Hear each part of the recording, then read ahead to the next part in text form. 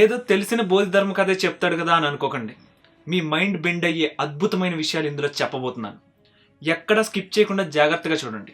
ఈ ఎపిసోడ్ని పూర్తిగా చూడకుండా కామెంట్ సెక్షన్ మొత్తం డౌట్లతో నింపేయద్దు. ఓకేనా ఫ్రెండ్స్? ఇప్పుడు నేను చూపించబోయే విజువల్స్ని ధైర్యంగా చూడండి. ఈ ఇన్ఫర్మేషన్ ప్రతి ఒక్కరూ తెలుసుకుని తీరాలి. మనకెందుకులే అనుకుంటే ముప్పు మన దాకా వస్తుంది. రోజు టీవీలో వైరస్ల గురించే కదా చూపిస్తున్నారు బాస్. రోజంతా ఒకటే గోల అనుకుంటున్నారా? ఈ ఇన్ఫర్మేషన్తో మీరు, మీ కుటుంబ సభ్యులు, మీరు ప్రేమించేవారు, మీరు అభిమానించేవారు ప్రతి ఒక్కరిని కాపాడుకోవడానికి ఉపయోగపడుతుంది. చాలా కష్టపడి రీసెర్చ్ చేశాను, దయచేసి అర్థం చేసుకోండి. ప్రజలందరూ బాగుండాలని ఇది చేస్తున్నాను. హాయ్ ఫ్రెండ్స్, ఎలా ఉన్నారు? ఒక వైరస్ అనే మహమ్మారి మనుషుల్లో వ్యాపించి మృత్యు తాండవం చేస్తుంది. చరిత్రలో మహమ్మారుల గురించి తెలుసుకున్నాం.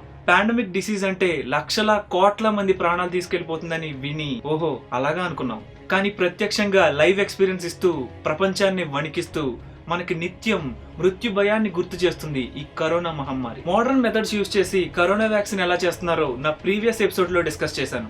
మీరు గనక ఆ ఎపిసోడ్ చూడకపోతే కింద డిస్క్రిప్షన్ లో ఆ లింక్ ఇచ్చాను, చూడండి. ఈ కరోనా మహమ్మారికి సంబంధించిన ఔషధాల గురించి మన ఋషులు ఆయుర్వేదంలో చెప్పారా? ఆయుర్వేద వైద్య విజ్ఞానంలో ఏ విధమైన దారులు ఉన్నాయి? అసలు ఈ వ్యాక్సిన్ అనే పదం ఎప్పుడు, ఎక్కడ, ఎలా పుట్టింది? అసలు ఈ వ్యాక్సిన్ హిస్టరీ ఏంటి? దాని వివరాలు ఏంటి? మరి ఇలాంటి విషయాలన్నీ తెలుసుకోవాలంటే మన ఛానల్లోకి ఎంటర్ అయిపోవాలి. మరి ఇంకెందుకు ఆలస్యం, let's get in to our channel.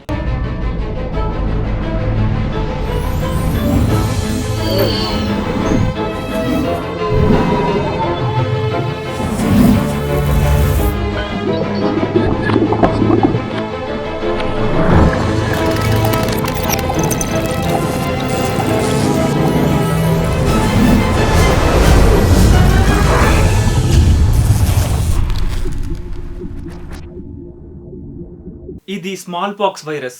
దీన్ని పెద్దమ్మవారు అని భారతదేశంలో గ్రామీణులు, జానపదులు, సాధారణ ప్రజలు పిలుస్తారు. దీన్ని సంస్కృతంలో స్ఫోటకము అని లేదా మసూరిక, మసూచిక, మసూచి అని పిలుస్తారు. 10,000 సంవత్సరాల క్రితం నార్త్ ఈస్టర్న్ ఆఫ్రికాలో ప్రాణాంతకమైన అంటువ్యాధి ఒకటి పుట్టింది. అనేక మంది దానివల్ల చనిపోవడం మొదలుపెట్టారు. తీవ్రమైన జ్వరం, వాంతులు మరియు ఒళ్లంతా అంగుళం ఖాళీ లేకుండా చీంపొక్కులతో ప్రజలు మరణించసాగారు. ఈ వ్యాధి వచ్చి తగ్గిన వారిలో శాశ్వతంగా అవి మిగిల్చిన మచ్చలు ఉండిపోయేవి. అదే స్ఫోటకము లేదా మసూచిక వ్యాధి. ఇంకా బాగా చెప్పాలంటే స్మాల్ పాక్స్.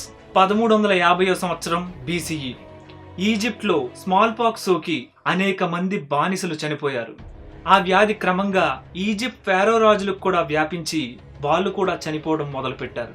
దీనికి ఆధారంగా ఈజిప్ట్లో దొరికిన ఫారో రాజుల యొక్క మమ్మీలపై స్మాల్ పాక్స్ మచ్చలు ఉండడమే కారణం. అనతి కాలంలోనే ఈ ఈజిప్ట్ విదేశీ వ్యాపారుల ద్వారా ఈ వ్యాధి ప్రపంచాన్నంతటికీ వ్యాపింపచేసింది. స్పానిష్, పోర్చుగీస్ దేశాలతో పాటు అమెరికా దేశానికి కూడా వ్యాపించింది. ఆనాటి నుండి ఈ మసూచిక వ్యాధి ప్రతి 100 సంవత్సరాలకి వందల కోట్ల మంది ప్రాణాలను బలితీస్తూ వచ్చింది. ఇది ఇంగ్లాండ్లోని జనాభాను విచ్ఛిన్నం చేసి ప్రాణాంతకంగా మారింది. దీన్ని 5,000 సంవత్సరాల క్రితం ఈజిప్షియన్లు ఏమీ చేయలేకపోయారు. గ్రీకు, రోమన్ దేశస్తులు కూడా దీన్ని అరికట్టే మార్గం తెలియక ఈ మసూచిక వ్యాధితో కలిసి చస్తూ బ్రతుకుతూ ఎవరో చెప్పినట్లు సహజీవనం చేస్తున్నారు. దానివల్ల ప్రపంచంలో ఆనాటికి 30 నుంచి 50 కోట్ల మంది మనుషులు చనిపోయారు అని ఒక అంచనా. దట్ మీన్స్ ప్రపంచంలో సగం జనాభా స్మాల్ పాక్స్ వైరస్ల వల్ల తుడిచిపెట్టుకుపోయింది. అపారమైన జనక్షయం జరిగింది. ఈ ప్రపంచంలో అనేక మిలియన్ల వైరస్లు ఉన్నాయి.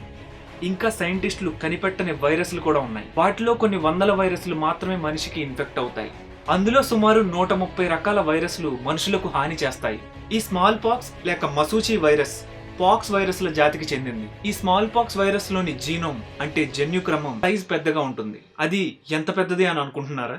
మనుషులందరూ భయపడే HIV వైరస్ 10 జీన్స్ కలిగి ఉంటుంది.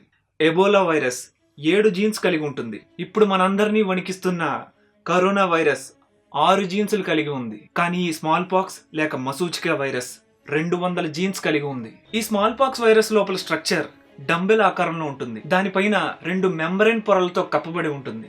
ఆ పైన ట్యూబుల్స్ తో డెకరేట్ చేయబడి ఉంటుంది. ఈ స్మాల్ పాక్స్ వైరస్ కూడా తుమ్ము, దగ్గు, తుంపర్ల వల్ల వ్యాప్తి చెందుతుంది. మీలో చాలా మంది అమ్మవారు పొంగు చూపింది అనుకుంటారు కదా, అది స్మాల్ పాక్స్ కాదు, చికెన్ పాక్స్. ఈ రెండింటికి మధ్య చాలా మంది కన్ఫ్యూజ్ అవుతుంటారు. స్మాల్ పాక్స్ లో ఒళ్ళంతా గ్యాప్ లేకుండా పెద్ద పెద్ద పొక్కులేస్తాయి. వాటి నుంచి పస్కారుతూ తీవ్రమైన జ్వరంతో బాధపడతారు. కృషించిపోతూ మరణానికి దగ్గరవుతారు. కానీ చికెన్ పాక్స్ లో ఇలా కాదు.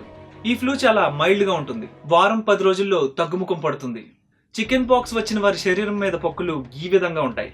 ఓకే, ఈ ప్రాణాంతకమైన స్మాల్ పాక్స్ వైరస్ ప్రపంచాన్ని అంతం చేసుకుంటూ వ్యాపించిపోయింది. ఇది మనుషుల నుండి మనుషులకు వ్యాపించేది. వ్యాధిగ్రస్తుల దగ్గు, తుమ్ము తుంపర్లు మరియు కాంటాక్ట్లతో ఇది భయంకరంగా వ్యాపించేది. ఆ 1700 సంవత్సరంలో కేవలం యూరోప్లో ప్రతి ఏటా దీని బారిన పడి 4 లక్షల మంది చనిపోతూ ఉండేవారు. దీనివల్ల 5 యూరోప్ రాజులు చనిపోయారు. కానీ బ్రిటిష్ దేశాల్లో ఉండే గోపికలు అంటే కౌమేట్స్ వాళ్ళ చర్మ సౌందర్యానికి బాగా ఫేమస్. ఎందుకంటే స్మాల్ పాక్స్ వల్ల వచ్చే స్ఫోటక మచ్చలు వారికి ఉండేవి కావు. ఇన్ఫాక్ట్ వారికి స్మాల్ పాక్స్ డిసీజ్ వచ్చేది కాదు. దీనికి కారణం ఏంటో ఎడ్వర్డ్ జెన్నర్ అనే ఒక ఫిజిషియన్ ఆలోచించసాగాడు.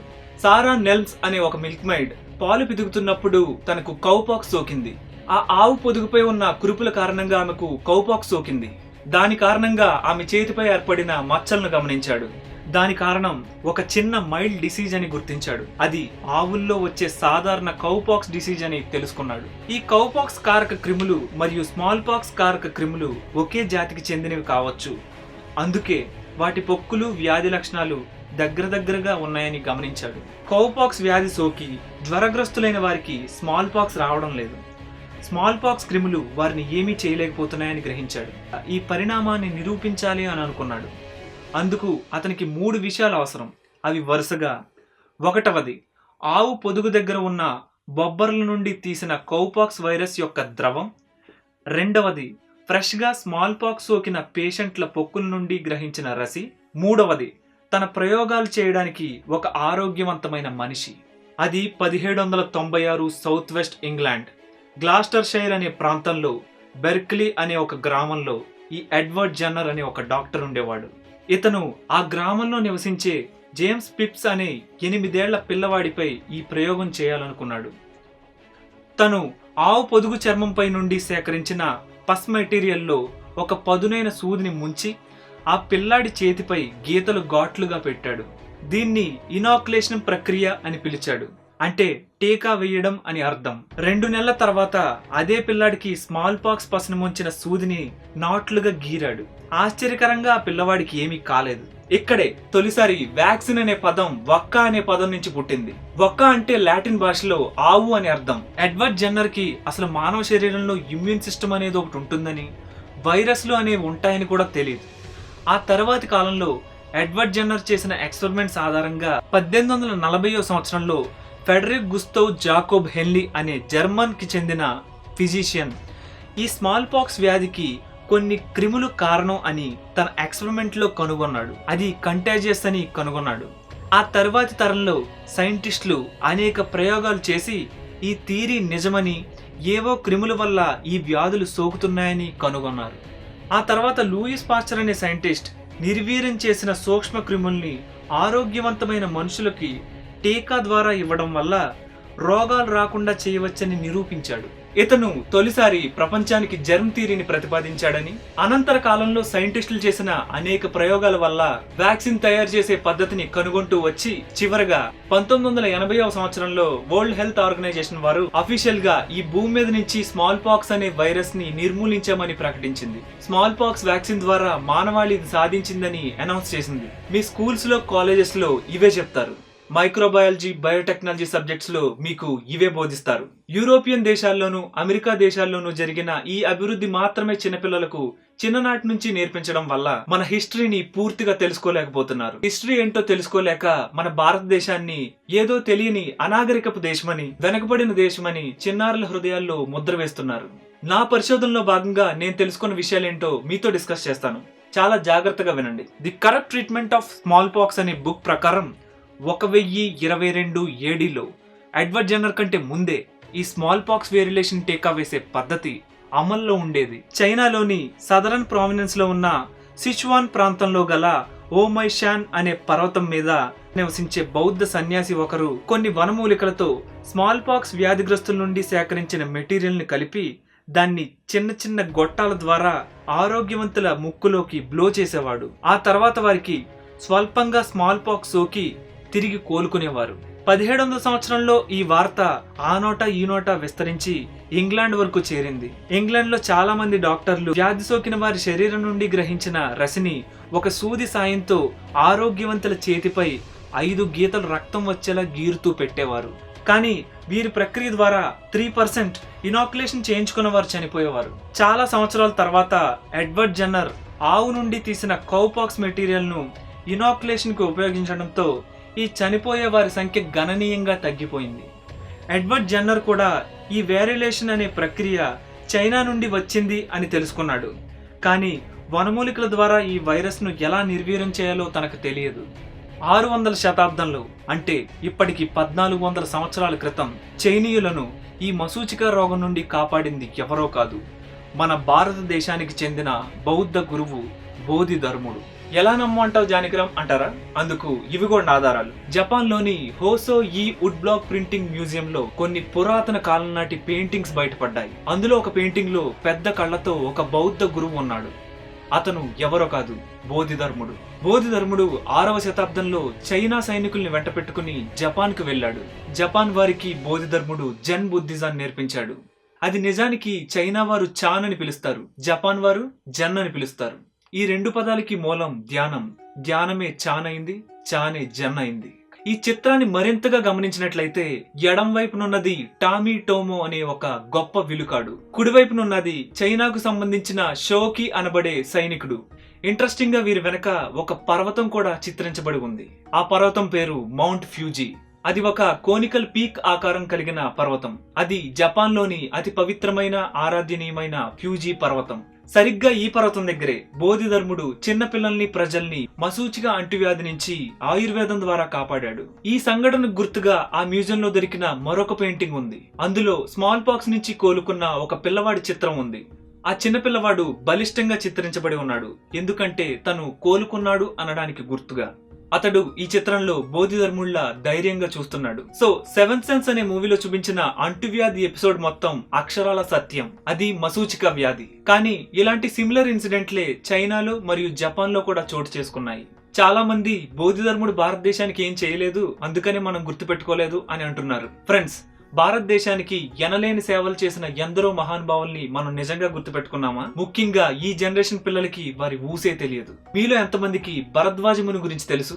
ఆయన 300 సంవత్సరాలు ఇంద్రుడి గురించి తపస్సు చేసి ఆయుర్వేద శాస్త్రాన్ని నేర్చుకుని మన మనుషులకు అందించాడు. ఈ విషయం మీకు తెలుసా? సమయం లేదు మిత్రమా, నిజమైన చరిత్ర నీకోసం ఎదురు చూస్తుంది. ఈ దేశం నీకోసం ఎదురు చూస్తుంది. మనమే ఈ మరుగున పడిన యథార్థ చరిత్రలను వెలికి తీయాలి. తాగుడు, జోదం, అమ్మాయిలు, పబ్బులు అని సమయాన్ని వృధా చేసుకోవద్దు. ఈ ప్రపంచంలో ఒక్కరి ప్రాణం కాపాడినా, ఒక్కరికి సేవ చేసిన, కనీసం కొంతమంది ఆకలినైనా తీర్చిన, పేదలకు సేవ చేసిన, అందులో వచ్చే కిక్ వేరే లెవెల్లో ఉంటుంది. ఈ కిక్ ను వేం తాగినా ఏ అమ్మాయితో ఉన్నా రాదు. స్వాతంత్ర్యం వచ్చిన దగ్గర నుంచి రకరకాల ఆధునిక కోర్సులు నేర్చుకుంటూ ఫ్యాక్టరీల ద్వారా విషవాయువుల్ని వదులుతూ ఈ పర్యావరణాన్ని మొత్తం నాశనం చేస్తున్నాం. వాహనాల ద్వారా వాయు కాలుష్యం, ఫ్యాక్టరీల్లో కెమికల్స్ ద్వారా నీళ్ల కాలుష్యం, నిత్యం రణగణ ధ్వనులతో శబ్ద కాలుష్యం, పంచభూతాల్ని కాలుష్యమయం చేసేస్తున్నాం. వెస్టర్నర్స్ నేర్పించిన ఈ అజ్ఞానాన్ని విజ్ఞానమని భ్రమపడుతున్నాం. మహర్షుల మాటలను పెడచెవిన పెడుతున్నాం. వారిచ్చిన అపూర్వమైన గ్రంథాలను బూజు పట్టించి రోగాల రొంపుల్లోకి దిగిపోతున్నాం. నా మాటలు వింటున్న వాళ్ళలో ఒక్క విద్యార్థి ఉండకపోతాడా? మన భారతీయ సంస్కృతిని, కళలను, ఆయుర్వేద వైద్యాన్ని భావితరాలకు అందించకపోతాడా? ఈ ఆశతోనే నేను చెప్తున్నాను. చేతులెత్తి మీ అందరికీ మొక్కుతున్నాను. మీ పిల్లలకు ఆధునిక విద్యతో పాటు మన సంస్కృతిని, సంప్రదాయాన్ని కూడా నేర్పించండి. ఆయుర్వేద విజ్ఞానాన్ని కూడా నేర్పించండి. వారికి నేర్పించే ముందు మీరు కూడా నేర్చుకోండి. ఓకే, హోసో ఈ మ్యూజియం లో దొరికిన పెయింటింగ్స్ 6వ శతాబ్దానికి చెందినవిగా రేడియో కార్బన్ డేటింగ్ లో గుర్తించబడ్డాయి. చైనీయులకు తెలిసిన ట్రెడిషనల్ చైనీస్ మెడిసిన్ మరియు జపనీయులు ఉపయోగించే ఆయుర్వేద మూలికా వైద్య విధానం క్యాంపో మన భారతదేశం వారికి పెట్టిన భిక్ష. బోధిధర్ముడు కథ కట్టుకథ కాదు, ఆయుర్వేద శక్తి సామర్థ్యాలు కట్టుకథలు కావు అని మనకు దొరికిన ఈ ఎవిడెన్స్లే ఆధారాలు. మరి బోధిధర్ముడు మశూచిక రోగాన్ని కంట్రోల్ చేయడానికి వాడిన మూలికలేంటి? ఆ మూలికలు ఉపయోగించి కరోనాకు వ్యాక్సిన్ తయారు చేయొచ్చా? అసలు బోధిధర్ముడు తర్వాత కాలంలో జపనీయులు ఈ వ్యాధి బారిన పడ్డారా? అసలు ఈ మూలికా వైద్య విధానం ఇంకా ఉందా? బోధిధర్ముడు చైనా, జపాన్లకు ఆయుర్వేద జ్ఞానం పంచిన 130 సంవత్సరాల తర్వాత జపనీయులు మళ్లీ ఆ విజ్ఞానాన్ని మూలన పెట్టారు. 735-737 సంవత్సరాల మధ్య జపాన్లో మళ్ళీ స్మాల్ పాక్స్ విజృంభించింది. జపాన్ జనాభాలో 1/3 పాపులేషన్ ని చంపేసింది. తప్పు తెలుసుకున్న జపనీయులు బోధిధర్మ విజ్ఞానాన్ని మళ్లీ అవలంబించి క్రమంగా కోలుకున్నారు. ఈ విషయం జపాన్ సొసైటీకి చెందిన డాక్టర్ యూకో నొజాకి అనే క్యాంపో ఆయుర్వేద డాక్టర్ మాటల్లోనే విందాం. Hello everybody, my name is Yuko Nozaki. In the 6th century, Chinese medicine was introduced from China to Japan through the Korean peninsula. A monk went to China to disseminate Buddhism in Japan, simultaneously communicating knowledge of Chinese medicine. Prior to this, in Japan, when people became sick, they relied on primitive prayer, mystical practices, superstition, and so on.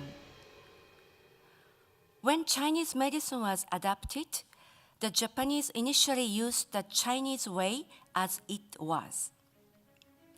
But Japan ఈమె మాటలకు అర్థం 6వ శతాబ్దంలో చైనీయుల medicine అంటే ఆయుర్వేద విజ్ఞానం జపాన్కి introduce చేయబడింది. ఈ వైద్య విధానం జపాన్లోకి రాకముందు జపనీయులు రోగగ్రస్తులైనప్పుడు ఆటవిక ప్రార్థనలు, క్షుద్ర మంత్రాలు, మూఢ విశ్వాసాలతో ఉండేవారు.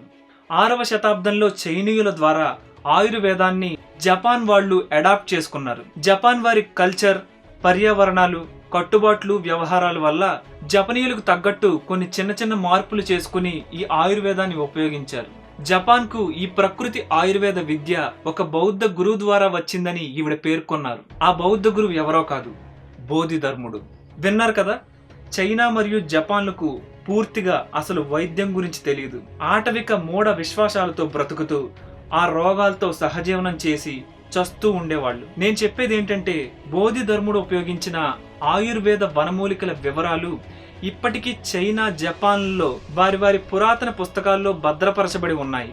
మీలో ఎవరైనా చైనాలో కరోనా వైరస్ కేసులు ఎందుకు తక్కువగా ఉన్నాయో ఆలోచించారా? దానికి కారణం వాళ్ళు కేసులు దాచిపెట్టడమో లేదంటే వాళ్ళు వ్యాక్సిన్ ముందుగానే ప్రిపేర్ చేసుకోవడమో కాదు.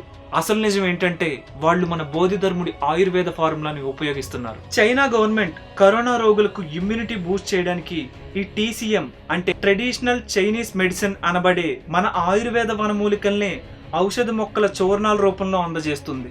ఆ నివేదికకు సంబంధించిన క్లిప్పింగే దీనికి ఆధారం. మీరే చూడండి. First drug I would like to introduce is called Jinghua Qinggan Rani. It was actually introduced in 2009 when the H1N1 epidemic broke out. There are two ancient Chinese like TCM practitioners, so they combined their prescriptions and create a new one. That's the drug. It has proven one of the prescriptions we use this time is called Qingfei Paidu potion. Actually, it's combined by 4 potions and used 21 herbs, and it's really effective in reducing fever, coughing, and fatigue and symptoms like this, which is really commonly seen in coronavirus patients. And also, we've reached some great results in CT scans and reducing lungs inflammation and protecting major organs. So it's been widely used in the fight against COVID-19 this time. So the prescription was used in 10 provinces across the nation, and we've done a study among 1,245 patients. 919 of them have recovered, and 45 have their symptoms. I think the symptoms are getting back to normal, and 414 have improved symptoms. 66 remains unchanged, so the effective rate is around 94%. Have a rich history in countries like China. They're relied on heavily to help relieve symptoms of illness and build up people's immunities. Experts say herbs have been a treasure trove for modern medicine. And out of them, we've come up with new drugs like malaria drugs, for which the Nobel Prize was awarded to a Chinese scientist several years ago. Now, with the Chinese government's backing, herbal medicines derived from plants, flowers, and dried fruit have assumed a key role in the fight against COVID-19. సాంప్రదాయ China వైద్యం అందజేసిన mild symptoms మరియు స్వల్ప జ్వరంతో బాధపడుతున్న corona రోగులకు white blood cells count పెరిగి వ్యాధి నిరోధక శక్తి పుంజుకుని కోలుకుంటున్నారు. మేము గతంలో 2003లో వచ్చిన సార్స్ వైరస్ పేషెంట్లకు ఈ మూలికా వైద్య విధానాన్ని వ్యాధి తీవ్రత చాలా క్రిటికల్ కండిషన్ లో ఉన్న పేషెంట్ల మీద ప్రయోగించాం. తర్వాత వారి పరిస్థితి చాలా మెరుగైంది, మంచి సత్ఫలితాలు వచ్చాయి. కరోనా వైరస్ రోగగ్రస్తులకు 4 భాగాలుగా చేసిన 21 రకాల ఆయుర్వేద మూలికలను కలిపిన చింగ్ ఫై ఈ అనే చూర్ణం మందుని ఇస్తున్నాం. ఇది కరోనా వ్యాధిగ్రస్తుల జ్వరాన్ని, దగ్గుని, జలుబుని తగ్గిస్తుంది. ఈ మూలికలు ఇచ్చిన తర్వాత కొన్ని రోజులకు రోగుల సిటీ స్కాన్స్ లో అద్భుతమైన రిజల్ట్స్ కనిపించాయి. ఈ మూలికల ప్రిస్క్రిప్షన్ చైనా గవర్నమెంట్ అఫీషియల్ గా చైనాలో 10 ప్రావినెన్స్ల్లో వాడుతుంది. ఈ ఆయుర్వేద మూలికల్ని, ఔషధాల్ని మీరు తక్కువ అంచనా వేయొద్దు. ఈ మూలికలు బోధిధర్ముడు అందించిన మన భారతీయ ఆయుర్వేద విజ్ఞానమే.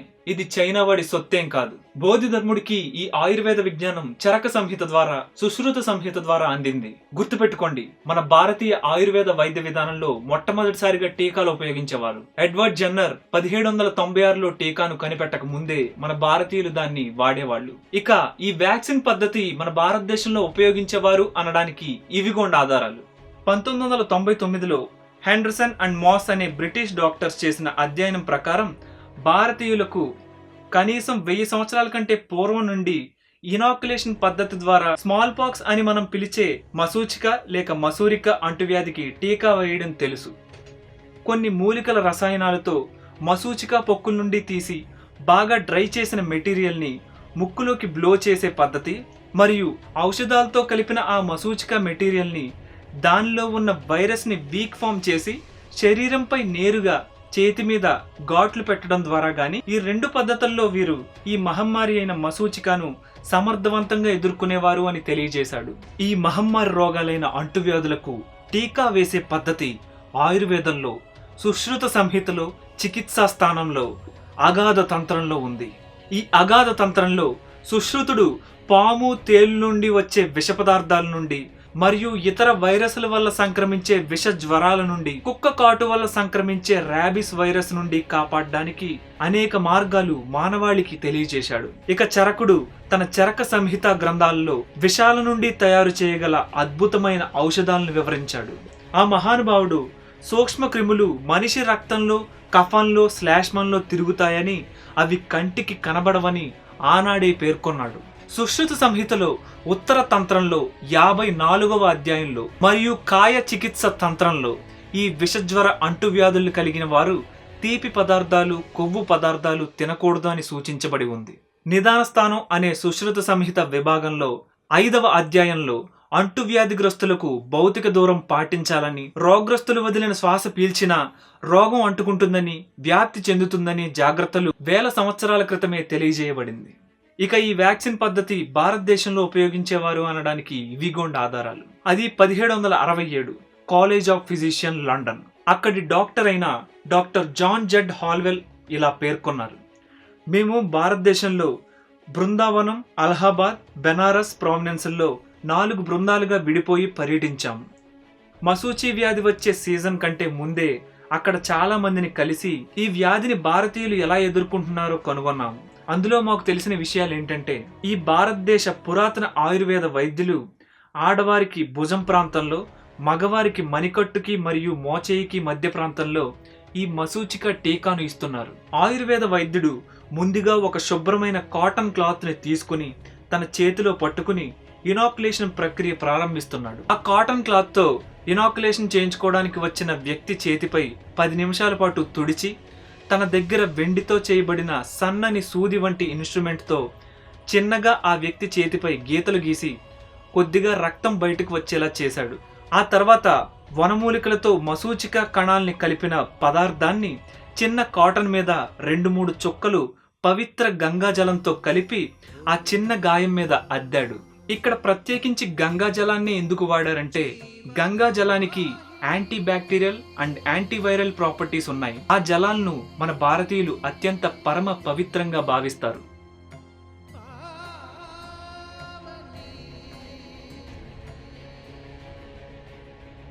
అలా బ్యాండేజ్ కట్టిన తర్వాత ఆ వ్యక్తిని ఈ కట్టు దానంతటది ఊడిపోయేంత వరకు తీయవద్దు అని సూచించాడు. ఆ వైద్యుడు గాజుగుడ్డలో 2 మడతలు వేసి కాటన్లో భద్రపరచబడిన ఆ స్మాల్ పాక్స్ మెటీరియల్ 1 సంవత్సరం క్రితంది అని చెప్పాడు. తామెన్నడూ ఫ్రెష్ మెటీరియల్ ని ఉపయోగించము అని చెప్పాడు. ఈ టీకా వేయించుకున్న 10 లక్షల మందిలో కేవలం ఒక్కడికి మాత్రమే పడలేదని, మిగిలిన 9,99,999 మంది ఆరోగ్యంగా ఉన్నారని తెలుసుకుని డాక్టర్ హాల్వెల్స్ ఆశ్చర్యపోయాడు. అంటే 99.999 సక్సెస్ రేట్ కలిగి ఉన్న ఆ ఆయుర్వేద వైద్య విధానాన్ని అందుకోవడానికి మనకు మరికొన్ని వందల ఏళ్లు పడుతుందని పేర్కొన్నాడు. అది 1731. భారతదేశంలో బెంగాల్ ప్రాంతానికి ఆర్ కౌల్ట్ అనే బ్రిటిషర్ ఆపరేషన్ ఆఫ్ ఇనాక్యులేషన్ అనే దర్యాప్తు పని మీద వచ్చాడు. అతడిక్కడ చూసిన విషయాలను లండన్లో డాక్టర్ ఆలివర్ కౌల్ట్ కి లేఖ రూపంలో రాశాడు. ఆ ఉత్తరం ఇప్పటికీ మనకు సాక్ష్యంగా మిగిలిపోయింది. బెంగాల్ ప్రాంతంలో ఇతినిరంత బ్రాహ్మణులు అనే ఆయుర్వేద వైద్యులు స్మాల్ పాక్స్ రాకుండా ప్రజలందరికీ ఆయుర్వేద వైద్య టెక్నిక్స్ వాడుతూ వైద్యం చేస్తున్నారు. ఈ భారతీయుల్ని ఈ టెక్నిక్ మీకు ఎలా తెలుసు అని అడిగితే వారు చెప్పిన ఒకే ఒక్క సమాధానం ధన్వంతరి.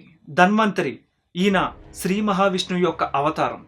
ప్రపంచానికి ధన్వంతరి దేవుడు మొట్టమొదటి ఆయుర్వేదాన్ని అందించిన దేవ పురుషుడు. మీలో చాలా మందికి ఒక ఆలోచన వచ్చుంటుంది, మన భారతీయుల ఆయుర్వేద వ్యాక్సిన్ విధానంలో 99.99% సక్సెస్ రేట్ ఉంది కదా, అదే ఇప్పుడున్న మోడర్న్ సైన్స్ అయితే ఇంగ్లీష్ మందులు వ్యాక్సిన్ల ద్వారా 100% సక్సెస్ రేట్ ఉంటుంది కదా అని అనుకుంటున్నారు కదా. అయితే మీరు ఖచ్చితంగా పొరపడ్డట్టే. ఎందుకంటే ఏ మోడర్న్ డే సైన్స్ సంబంధించిన వ్యాక్సిన్ అయినా సరే 100% ఖచ్చితంగా పనిచేయదు. ఇది మీరు గూగుల్ చేసి స్వయంగా తెలుసుకోవచ్చు. ఇప్పటి వరకు మన సూపర్ సక్సెస్ అనుకుంటున్న పోలియో వ్యాక్సిన్ సక్సెస్ రేట్ ఎంతో తెలుసా మీకు? కనిష్టంగా 82 నుంచి 98% మాత్రమే. అయితే బోధిధర్ముడు మశూచికా వ్యాక్సిన్ తయారు చేయడానికి ఏ వనమూలికలు వాడాడు?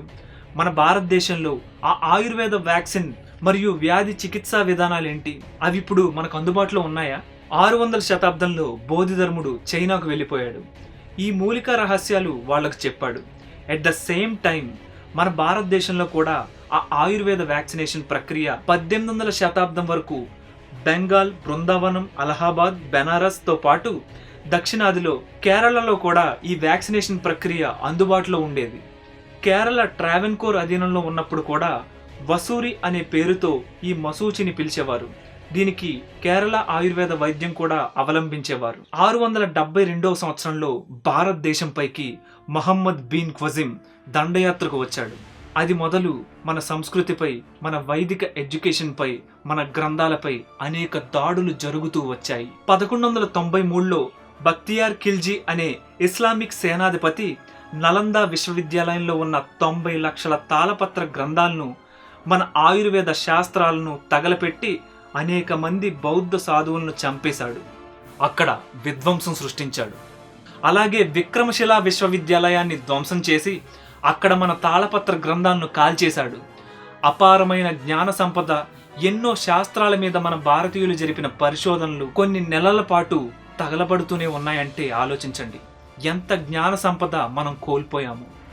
అటు తర్వాత అక్కడక్కడ మిగిలి ఉన్న మన ఆయుర్వేద విజ్ఞానం కూడా బ్రిటిష్ వాళ్ళ కంటపడి మన ఎడ్యుకేషన్ సిస్టమ్ మార్చి వారి వెస్ట్రన్ కల్చర్ను, వెస్ట్రన్ థింకింగ్ను, వెస్ట్రన్ ఫిలాసఫీను మనకు విషం ఎక్కించినట్టు 150 సంవత్సరాల పాటు ఎక్కించారు. మనకు మిగిలిన ఆ కొద్దిపాటి వేద జ్ఞాన సంపదను కూడా బ్రిటిష్ ఇంగ్లీష్ ఎడ్యుకేషన్ పేరుతో రూపుమాపడానికి ప్రయత్నం చేశారు. ఈ రోజున మనం ఆయుర్వేదం పేరు చెబితే అదేదో ఆకుపసలతో చేసే చేదు నాటు మందులని, అలాంటివి మన ఒంటికి మంచివి చేయవని, ఆయుర్వేదం బాగా వేడంట, అది వాడకూడదంట అంటూ తెలిసి తెలియని కూతలు కూస్తూ మన విజ్ఞాన సంపదను మనమే అవమానించుకుంటున్నాం. బోధిధర్ముడి వల్ల, ఇంకా తనకంటే పూర్వీకులైన చరక సుశ్రుతుల వల్ల ప్రపంచానికి, అందులో ముఖ్యంగా చైనా, జపాన్, యూరోప్ దేశాలకు ఈ వ్యాక్సిన్ ప్రక్రియ వెళ్ళింది. మన ఋషీశ్వరులు ఎన్నో వందల సంవత్సరాలు తపస్సు చేసి కలియుగాంతం వరకు వచ్చే ఎన్నో అంటువ్యాధులు, వింత రోగాలకు ముందుగానే మందులు కనిపెట్టి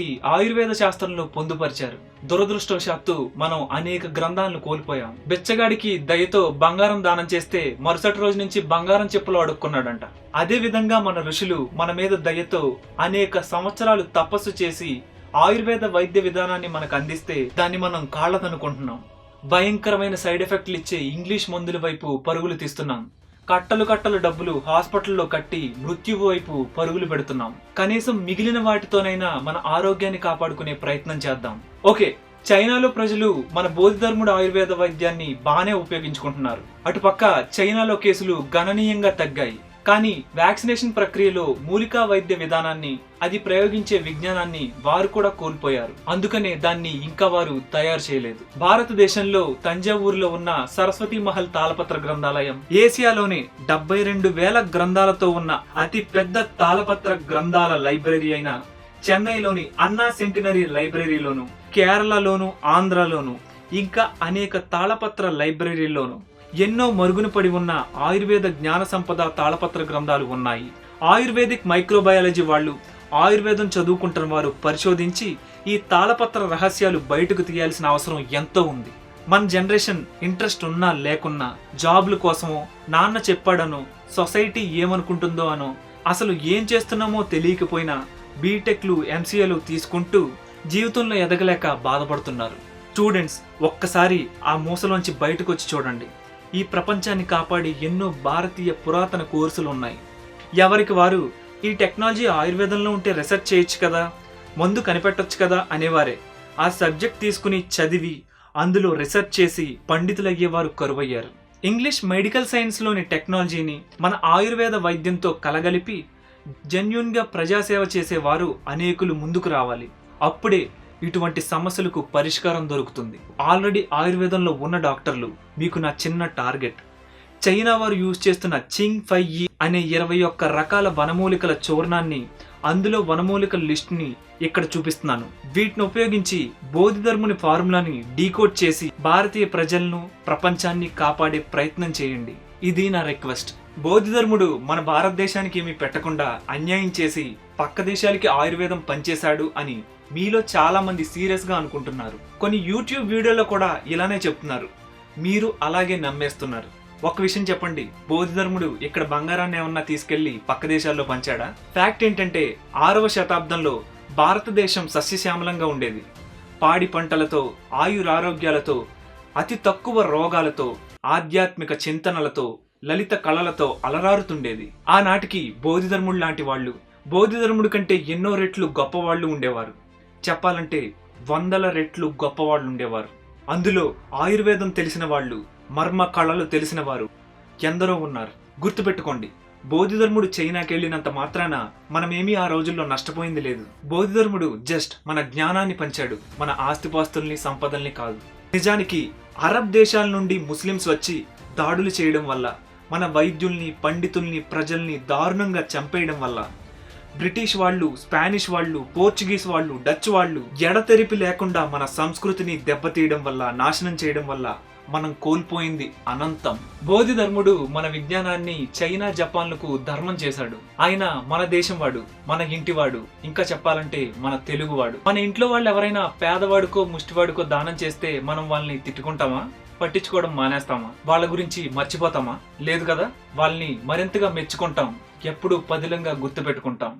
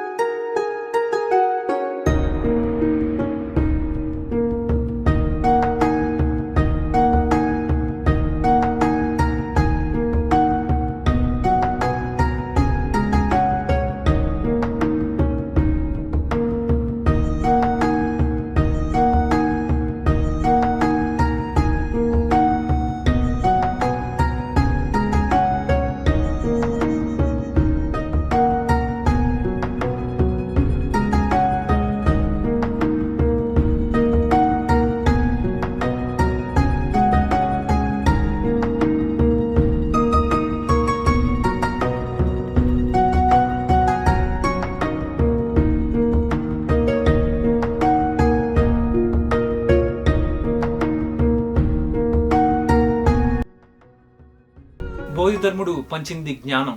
జ్ఞానం పంచే కొద్దీ పెరుగుతుంది. మన భారతదేశం మీద ఇతర దేశాలు చేసిన దండయాత్రలు, దాడులు, ఊచకోతలు జరిగి ధ్వంసమైన అనేక ఆయుర్వేద తాళపత్ర గ్రంథాలు, మన ఆత్మరక్షణ కళలు మార్షల్ ఆర్ట్స్ రూపంలోనూ, ట్రెడిషనల్ చైనీస్ మెడిసిన్ రూపంలోనూ ఇంకా బ్రతికే ఉన్నాయి. ఆ కళలను, మన భారతీయ కళను ఎవరైనా కలిపి ఏకం చేయగలిగితే అద్భుతాలు జరుగుతాయి. మన భారతీయుల పూర్వ వైభవం తిరిగి వస్తుంది. ఆ చైనీయుల మూలికా విధానాన్ని మన భారతీయుల ఆయుర్వేద విధానాన్ని కలిపి ఒక్కటి చేస్తే మిస్ అయిన దారులు ఎన్నో తిరిగి దొరుకుతాయి. మనం పంచిపెట్టిన జ్ఞానమే మనల్ని కాపాడుతుంది. ఇప్పటికే ICMR వారిచ్చిన అనుమతులతో భారత ప్రభుత్వం ఎస్టిమధు, నింబ, ఆయుష్ 64, గుడూచి, తులసి వంటి ఔషధాల్ని ఆమోదించింది. వీటిని దేశం నలుమూలలకు చేరుకునేలా చేసి రోగులకు, రోగ లక్షణాలు గల వారికి అందిస్తే ప్రాణాపాయం నుంచి తప్పించుకోవచ్చు. వీటి వల్ల ఈ కరోనా నుంచి బయటపడే అవకాశం ఎంతో ఉంది. వీటితో పాటు చైనీయుల వద్దనున్న మన ఆయుర్వేద వనమూలికల చూర్ణం, బోధిధర్ముని ఫార్ములా అయిన చింగ్ ఫై ఈని భారత ప్రభుత్వం రీఅడాప్ట్ చేసుకుని ఈ మూలికలతో పాటు ఇస్తే అసలు కోవిడ్ మరణాలే లేని భారత్ను మనం అతి త్వరలోనే చూస్తాం. ఓకే, వ్యాక్సిన్ చరిత్ర గురించి, మన ఋషులు అందించిన ఆయుర్వేద విధానాల గురించి తెలుసుకున్నాం. నా నెక్స్ట్ ఎపిసోడ్ లో ఆయుర్వేదం మిస్టరీ గురించి మాట్లాడుకుందాం. ఈ చరిత్రలో మీరెక్కడా వినని ఒక అద్భుతమైన, అపూర్వమైన ఆయుర్వేద వైద్యుడి జీవితం గురించి తెలుసుకుందాం. ఫ్రెండ్స్, మీకు గనక నా ఛానల్ నచ్చినట్లయితే వెంటనే సబ్స్క్రైబ్ చేసుకోండి. సబ్స్క్రైబ్ చేసుకున్న తర్వాత బెల్ ఐకాన్ ప్రెస్ చేయండి. అందులో ఆల్ ఆప్షన్ ఎంచుకోండి. ఆల్ ఆప్షన్ ఎంచుకుంటే నా నెక్స్ట్ వీడియో నోటిఫికేషన్లు మీకు తప్పకుండా అందుతాయి. ఫ్రెండ్స్, మళ్ళీ కలుద్దాం. అంతవరకు సెలవు. నమస్కారం.